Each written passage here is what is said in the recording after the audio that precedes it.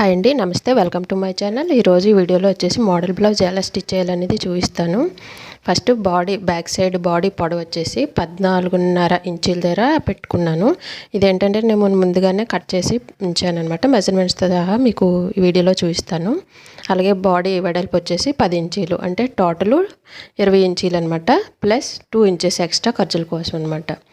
అలాగే నెక్ వచ్చేసి 10.5 ఇంచీలు అనమాట. అది ఒక బాక్స్లో గీసుకొని మనం మోడల్ గీసుకోవాలి. అలాగే నెక్ వెడల్పు 3 ఇంచెస్ 3 ఇంచీలు, భుజాలు 2.5 ఇంచీలు, అలాగే చంక డౌను 6.5 ఇంచీలు అనమాట. అలాగే 1.5 ఇంచీలు రౌండ్ తీసుకోవాలి, బ్యాక్ పార్ట్ కాబట్టి. అదే ఫ్రంట్ పార్ట్ అయితే 1 ఇంచీ అయితే సరిపోతుంది. అలాగే నడుము టోటల్ వచ్చేసి 10 ఇంచీలు అనమాట. అలాగే 2 ఇంచీలు ఎక్స్ట్రా ఖర్చుల కోసమని తీసుకున్నాను. ఇప్పుడు దీన్ని ఇలా మెజర్మెంట్స్ చేసిన తర్వాత కట్ చేసుకోవాలి నెక్. ఇక్కడ నేను రౌండ్ నెక్ తీసుకున్నానండి. ఆ బాక్స్లోనే తీసుకోవాలి. మీకు ఏ డిజైన్ కావాలంటే ఆ మోడల్ నెక్ డ్రా చేసుకొని కట్ చేసుకోవచ్చు. నేను ఇక్కడ రౌండ్ నెక్ డిజైన్ చేయాలనుకున్నాను. అలాగే కట్ చేసిన తర్వాత వేస్ట్ పేపర్ ఒకటి తీసుకొని పైపింగ్ వేయడం కోసం అనమాట. నేను ఇలా పైపింగ్ సరిపడా 3 పీసులని కట్ చేసుకున్నాను. క్రాస్ పీసులు అయితే బాగుంటుందండి స్ట్రైట్ పీస్ కన్నా, ఎందుకంటే రౌండ్ నెక్ కాబట్టి మనకి క్రాస్ పీసులు అయితే బాగా యూజ్ అవుతాయి. ఇప్పుడు ఈ 3 పీసులని కూడా జాయింట్ చేసుకోవాలి.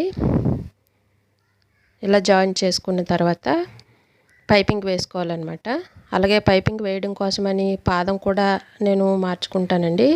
అంటే వన్ సైడ్ పాదం ఉంటుంది కదా, సింగిల్ పాదం, పైపింగ్ వేసుకునే పాదం ఉంటుంది. దాని మీద అయితే నీట్గా ఫినిషింగ్ బాగుంటుందని నేను ఆ పాదంని మార్చుకుంటున్నాను. చూసారు కదా ఎలా ఉంటుందన్నమాట పైపింగ్ పాదం అనేది. ఇలా సింగిల్ పాదం సెట్ చేసుకున్న తర్వాత థ్రెడ్ ఉంటుంది కదా, పైపింగ్ థ్రెడ్, ఆ థ్రెడ్ని తీసుకొని ఈ క్లాత్ మధ్యలో పెట్టి పైపింగ్ చేయాలన్నమాట. నేను ఇక్కడ ఏంటంటే లైనింగ్కి ఫస్ట్ నేను అటాచ్ చేస్తున్నానండి పైపింగ్ అనేది. మనకి ఏంటంటే వేస్ట్ ఖర్చు అనేది బయటికి కనిపించకుండా ఫినిషింగ్ చాలా బాగుంటుందండి. చూడండి నేను ఎలా చేస్తున్నానో అలా చేయండి. చాలా బాగుంటుంది, బ్లౌజ్కి ఫినిషింగ్ కూడా బాగుంటుంది, చాలా ఈజీగా అయిపోతుంది అనమాట.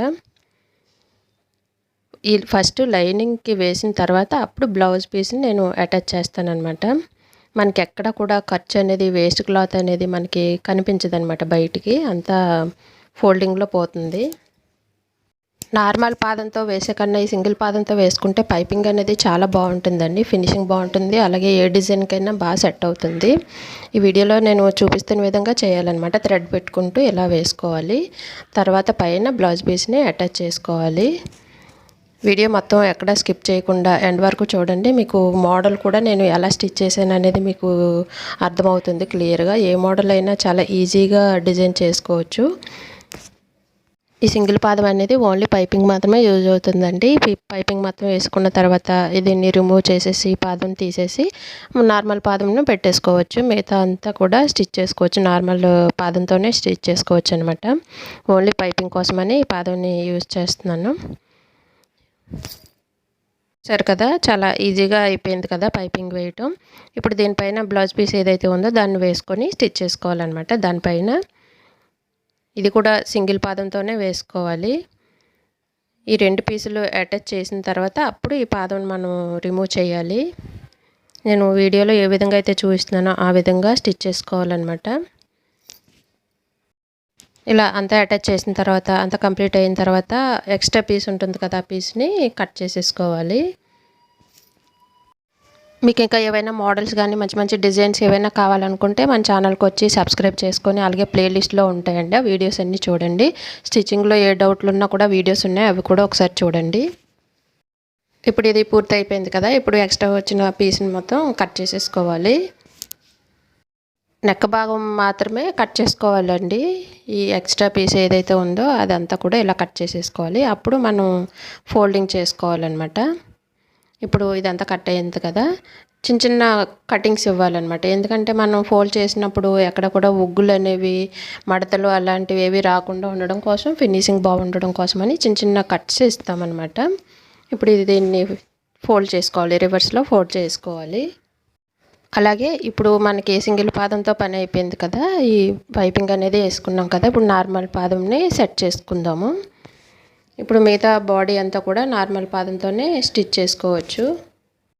ఇప్పుడు ఈ క్లాత్ని రివర్స్లో ఫోల్డ్ చేసుకున్న తర్వాత మీరే ఒకసారి చూడండి, ఒక పైపింగ్ మాత్రమే మనకి కనిపిస్తుంది. అలాగే వేస్ట్ క్లాత్ ఎక్స్ట్రా వచ్చిన పీస్ ఎక్కడ కూడా మనకి ఫ్రంట్కి కానీ బ్యాక్ కానీ ఎక్కడ కనిపించదు అనమాట. చాలా బాగుంటుంది, నీట్గా ఉంటుంది. ఇప్పుడు ఏంటంటే నార్మల్ పాదంతో ఒక స్టిచ్ చేసుకుంటే సరిపోతుంది. పైపింగ్కి బ్లౌజ్ పీస్కి మధ్యలో చేసుకుంటే సరిపోతుంది అనమాట.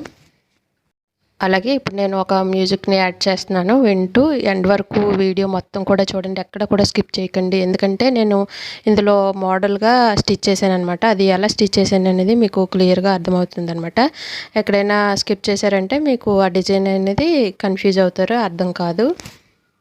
అలాగే పైన కూడా ఐ కార్డ్స్ వస్తాయి, ఒకసారి క్లిక్ చేసి చూడండి. అలాగే లాస్ట్లో కూడా వీడియో లాస్ట్లో ఎండ్ కార్డ్స్ వస్తాయి, అవి కూడా క్లిక్ చేసి చూస్తే మీకు అర్థమవుతుంది అనమాట. వీడియోస్ అన్నీ కూడా అందులో క్లియర్గా వస్తాయి, ఒకసారి చూడండి.